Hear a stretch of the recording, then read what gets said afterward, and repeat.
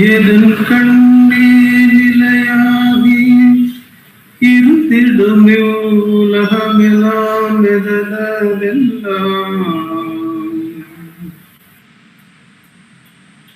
எதனின்றும் அனைத்துலகும் எழுமோ மற்றிவையாவும் எதன் பொருட்டாம்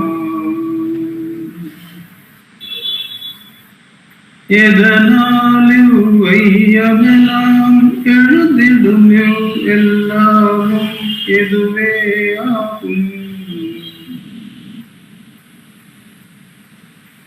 அதுதானே உலகொருளாம் சத்தியமாம் அச்சொருவம் அகத்தில் வைப்பான்.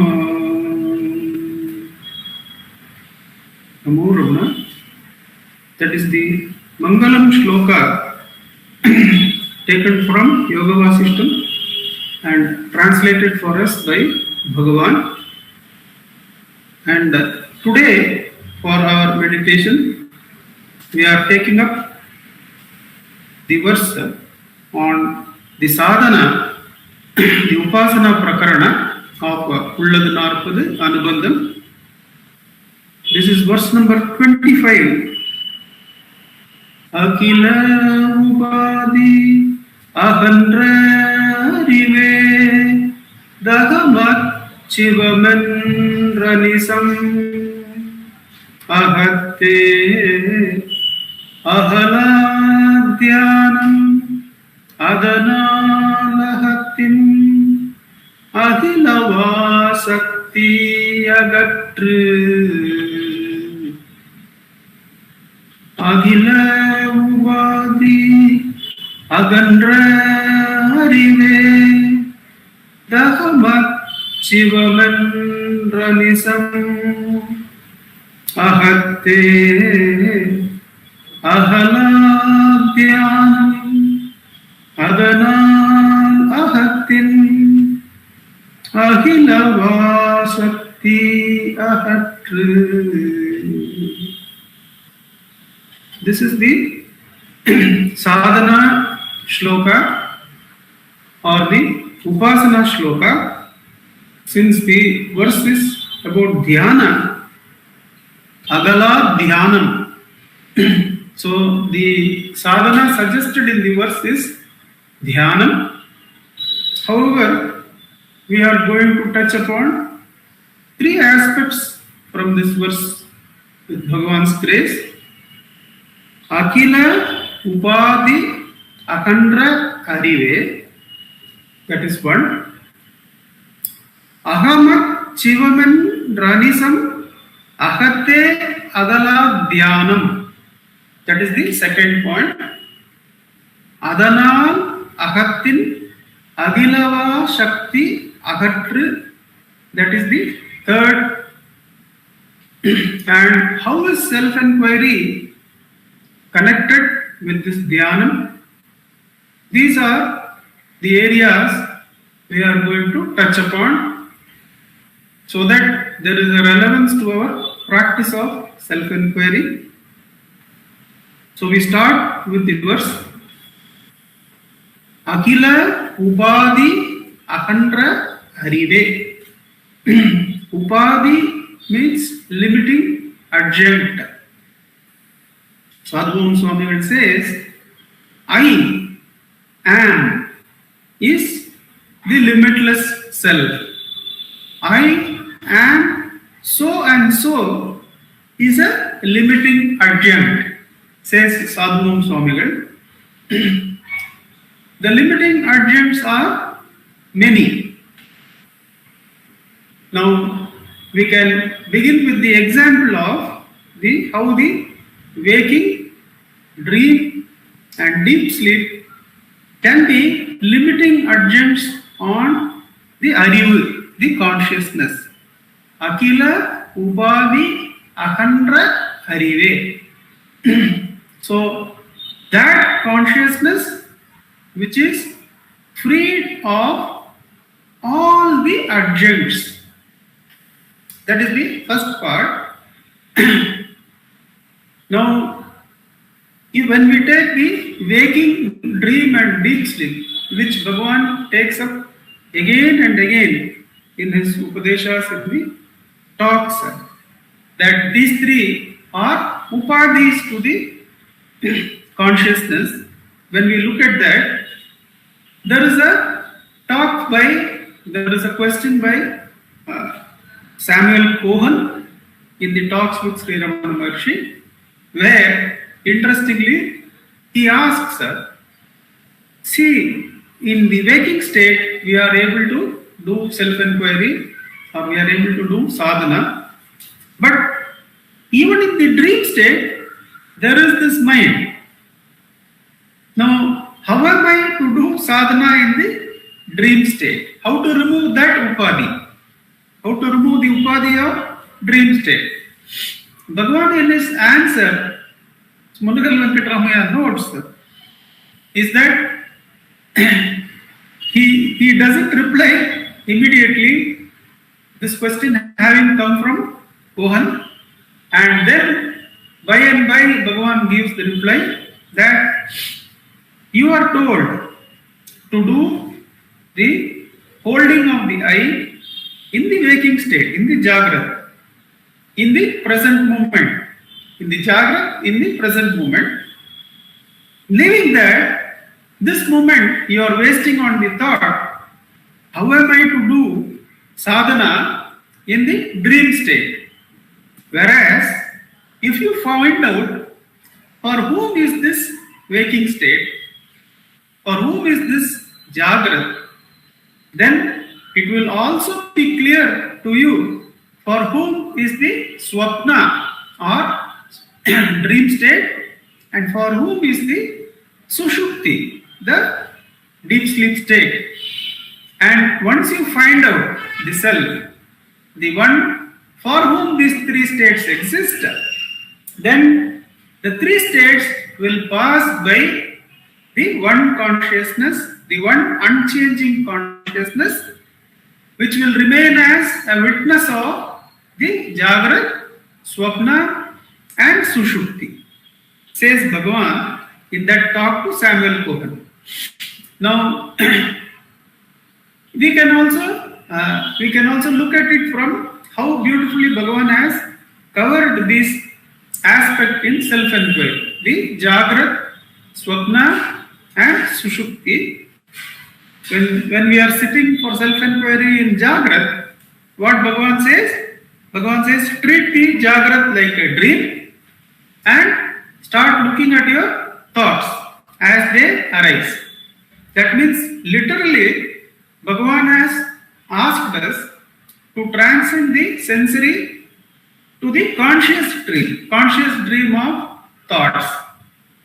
And that conscious dream of thoughts has to be transcended in this present moment by asking, for whom is this thought? One should not take the thought to be real and pursue it with more causes and effects or other thoughts, but should diligently ask, for whom is this thought? Two things happen. One, let the dream go, and one stills the I, stills the ego. So the deep sleep is brought, the still ego is brought in the present moment. The Jagrat, Swapna and Sushupti are brought to the present moment. And one has to do the sadhana again and again as vasanas arise, bringing one back to either Jagrat or the conscious Swapna of thoughts. One has to ask, for whom is this, and hold the eye. So we find that this self-inquiry or holding of the eye is a very direct method of getting freed from urgents. The urgent may be small or big. Either it may be individuals' urgents or it may be urgents of the universal. But the holding of the eye, which Bhagavan gives in self-inquiry, is a very direct way for getting the consciousness freed of urgents. And the reason for this is clear in Ulladu Narpadu, where Bhagavan says that நான் எழுந்த பின் எல்லாம் எழும், அகந்தை உண்டாயின் அனைத்தும் உண்டாகும், அகந்தை இன்றேல் இன்று அனைத்தும், அகந்தையே யாவுமோ ஆதலால் யாதிதென்று நாடலே ஓ முதல் யாவும் என ஓர் முதல் போல். That is verse number 26 in Ulladu Narpadu. Bhagavan gives how observing the eye is the direct method to free oneself of all the upadhis, all the adjuncts. Because ahandai undai anithum undagum. All the other adjuncts are dependent on the root adjunct called root limiting factor for the consciousness called the I thought. And they all arise irrespective of what adjunct it may be, they all arise holding the I thought. So Bhagavan's self-enquiry is a supreme way or the direct way of coming to Akhila Ubadi Ahandra Arivu. It is the direct way to free oneself of the adjuncts. Ahanda Akhila Ubadi Ahandra Arive, that Arivu, that consciousness which is free of all adjuncts. Ahamat Chivaman Ranisam. Anism is always that adjunct free consciousness is that adjunct free consciousness which is Shiva is I. So that adjunct free consciousness which is the complete expanse of consciousness without any limitation, that Shiva is I. This is the meditation that the verse wants us to hold. I will repeat the meditation again. Akhila Ubadi Ahandra Arive Arivedu Ahamat Chivamen Ranisam. That adjunct free consciousness which is Shiva is I. This meditation one has to hold Ahate Agala Dhyana. One has to hold it unbroken. When that meditation is held unbroken, now here the word Shiva is used for the adjunct free consciousness. Ahamat Chivamen Ranisham. I is identified with that Shiva. Shiva is the adjunct free consciousness. This is the meditation that the verse wants us to do. Now we find in Devi Kalotram itself, from where the verse is taken, the reference to the Upadi Agandra Arivu as Shiva is because the verse is taken from Devi Kalotram, verse number 47 in the translation brought by Bhagavan. Now, the same Akandra, Upadi Akandra Arivu or still consciousness in verse number 6, 7, 8 of the same work of Devi Kalotram, we find that still consciousness or Akila Upadi Ahandra Arivu, that is called as Avantane Nanmuhanum, Achivanum, Malum, Avandevar Kohuganum Avan, Avandan Ahila Surar Guruvum, Avan Maha Yogi, Akila Tapodananum, Amen, Agilam Unar, Pandidanum, Mapurudanum, Paramar Tapperu, Kondavanum, Annavane Kurungal, Mandi Ural, Vayu, Samasittam, Valittevanal, Nischalam, Ayurutta Petridum, Am Sittam, the one by whom the Chitta, the mind is stilled or is freed of all adjuncts. He is Brahma, he is Vishnu, there is no he there, that itself, that adjunct free consciousness itself is the Vishnu, is itself Brahma, is itself Murugan or Kugan, is itself Mahayogi. The sage who is the Mahayogi is also that, is the adjunct free consciousness. So we find that point where the verse number 8 in Ulladu Narpadu is carried out. The verse number 8 in Ulladu Narpadu says, Epperittu Evuruvil Ethinum Apperuruvil Appurulai Kanvali. Adu Ayinum Ammeipurulin Unmayil Tan Unmayai Ordu Odungi Ondrudale Unmayil Kanal Urha is the verse number 8 in Ulladu Narpadu, where the real seeing of God, the real darshan of God is mentioned. Epperittu Evuruvil Ethinum. Now, as far as the name is concerned, Bhagavan gives clarification in talks with Ramana Maharshi in very early part itself. In talk number 7 or 8 itself, Bhagavan gives a clarification which is very important to recall at this point. That someone asks Bhagavan, can a nama or a mantra casually yield the results of freedom or self-inquiry or self-liberation, self-knowledge? Bhagavan says, no. The person giving also should have the adhikara. The person receiving should also have the adhikara. And Bhagavan gives an example there, that the nama sadhana is not an ordinary sadhana, it is a very powerful sadhana. Bhagavan says it has to be obtained from the right person, right adhikari.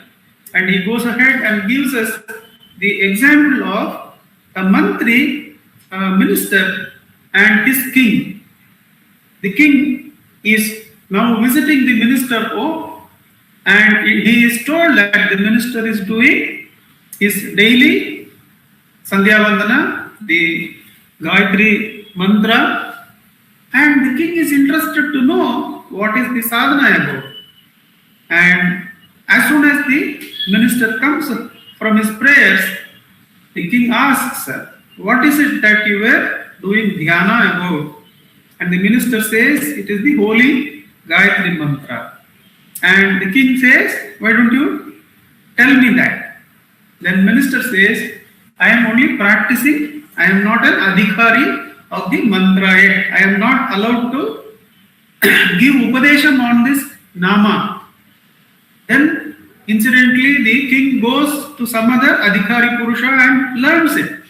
And in a subsequent meeting, he comes to the minister and asks, chants the Gayatri mantra and asks, have I chanted it correctly?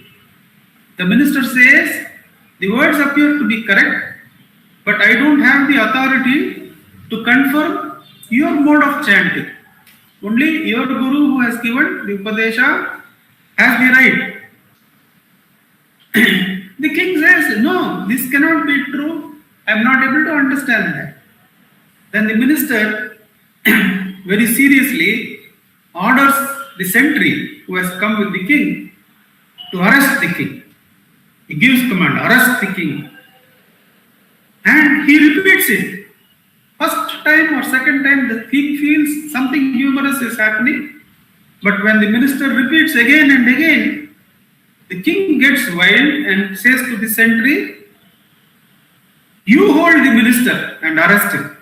And immediately the sentry, who was silent all the while, not acting on the minister's command, immediately arrests the minister.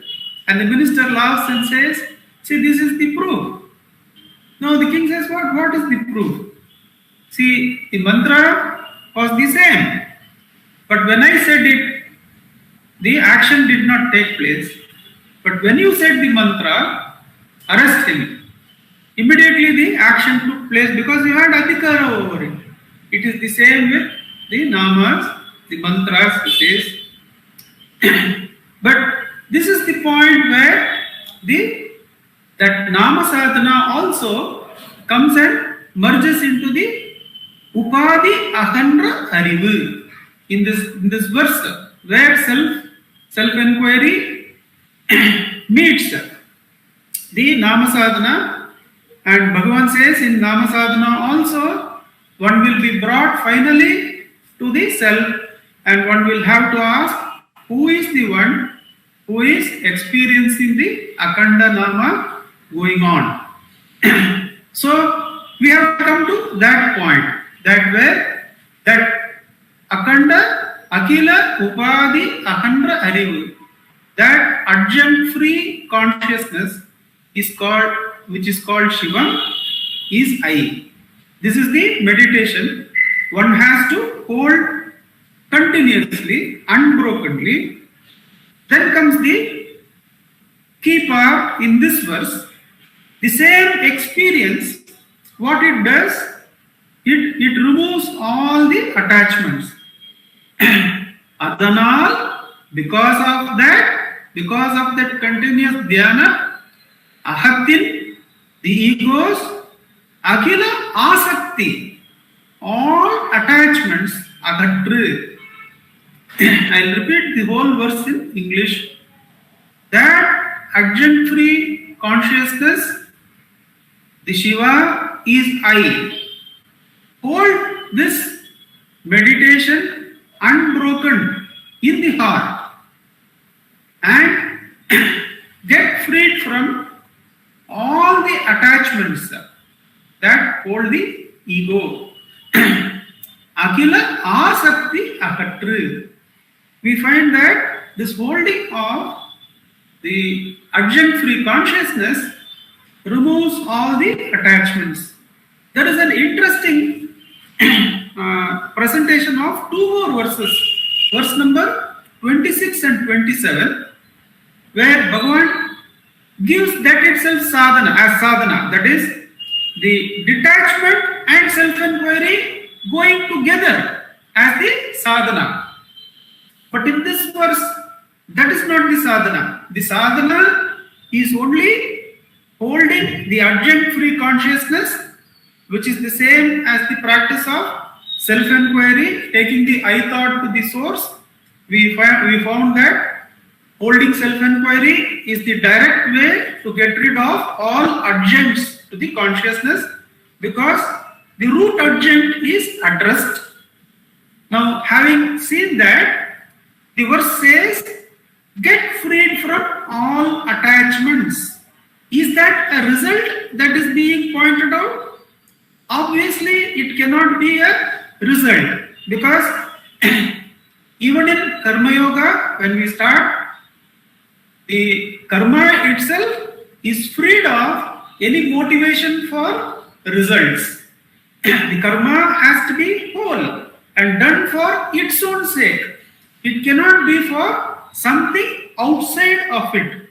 Obviously, that rule of wholeness, completeness of the Supreme is continued in all the paths of Bhakti, Yoga and Jnana. Now, therefore, the detachment that is brought out is another way of pointing out to the adjunct-free consciousness. It is not pointed out as a you will get this result in this verse. In this verse, the sadhana is only, we can take, is only self-inquiry or identifying, meditating on the adjunct-free consciousness as I, again and again until uninterruptedly. The same experience of adjunct-free consciousness is mentioned as the detachment towards all the worldly objects. There is a talk where Duncan Greenleaf from Madanpalli, he asks, he comes and stays with Bhagwan for a few days, and he says he is able to get the current, the underlying current of the self, he is able to experience. And because he is able to experience, the activities are going on in a very detached way. Simultaneously, there is an experience of the self. So, the non-doership, the complete detachment from the work is there. So, the fragrance of the self is also there. But he says in that particular thought that fragrance got lost and all the old ignorances started coming back again after a few days. For a few days, Bhagavan's blessings was there with him. The Anubhava was there with him. That the worldly activities were going on automatically. He was still teaching, doing this, doing that, but the Atma Anubhava was there. Then, after a few days, that fragrance went away, he says. And Bhagavan says, that is because the sadhana is not yet complete. The erasing of vasanas is not yet complete. If you do that, then the abidance in the adjunct-free consciousness will be natural, will be sahaja, and work will not affect the adjunct-free consciousness. Work will be seen to go on automatically. That means what? Complete detachment.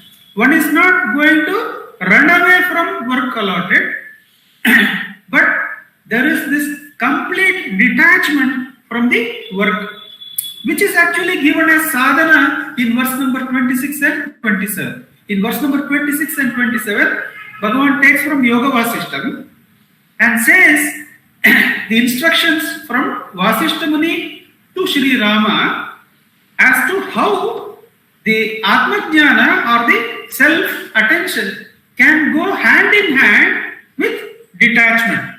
In fact, the verses are so beautifully laid out that in verse number 26, the focus is on the self-attention and the less attention is given to the objects or detachment. And in verse number 27, the focus is more on detachment and less on the self-attention. So, verse number 26 and 27 take us to practice of Atma Vichara in day-to-day living. How one can combine detachment to the activities, not running away from activities, but detachment to activities and Atma Vichara can go hand in hand. Of course, there is no secret in this. What is called detachment is surrender. So, is surrender in Bhakti Marga. So, surrender to Bhagavan, surrender to Ramana, and Atma Vichara can go hand in hand. Is the import of verses 26 and 27, and very interestingly laid out verses of support of sadhana given by Bhagavan. Let us benefit by going through this wonderful compilation of verses called Ulladu, Narpadu, Anubandham, and with Bhagavan's immense grace, let us practice Atma Vichara. In this verse, the verse number 25, the import is totally on Atma Vichara. Atma Vichara alone is enough. That will bring detachment automatically. With Bhagavan's immense grace, let us sit in Atma Vichara for 10 minutes.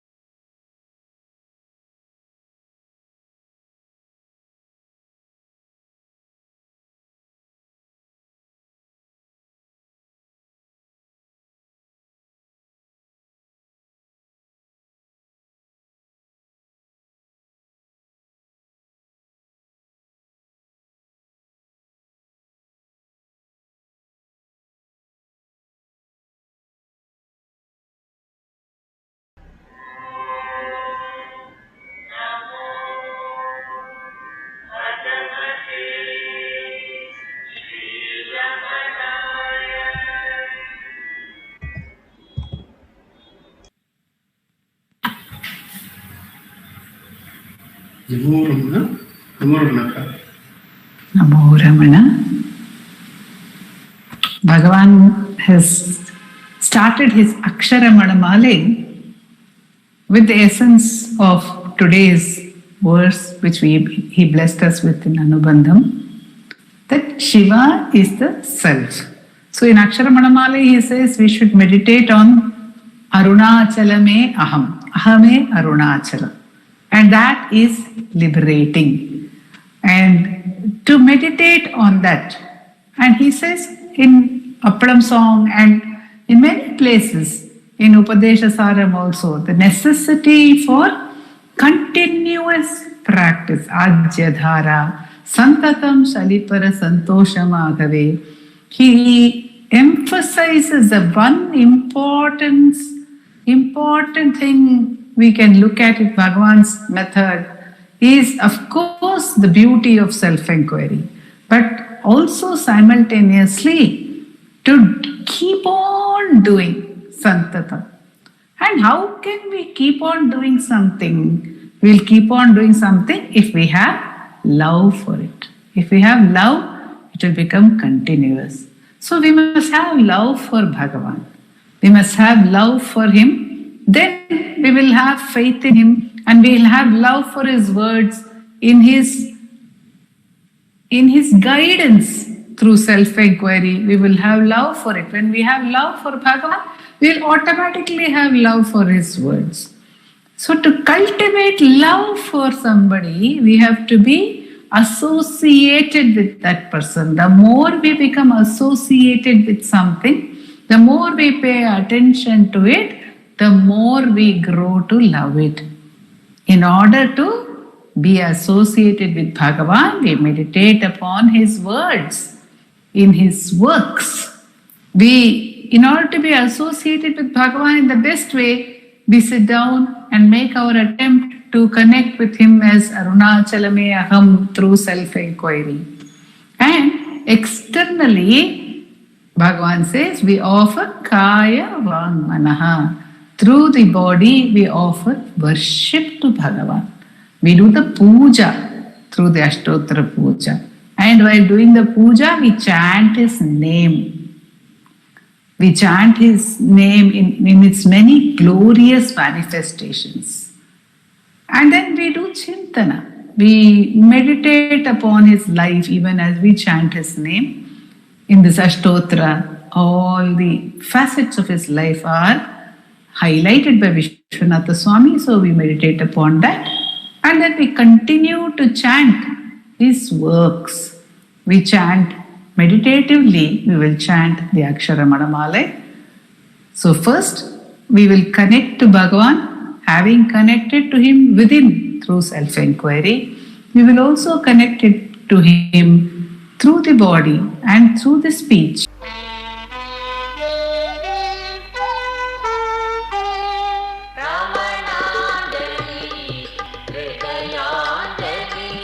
Ramananjali, Ramananjali, Ramananjali.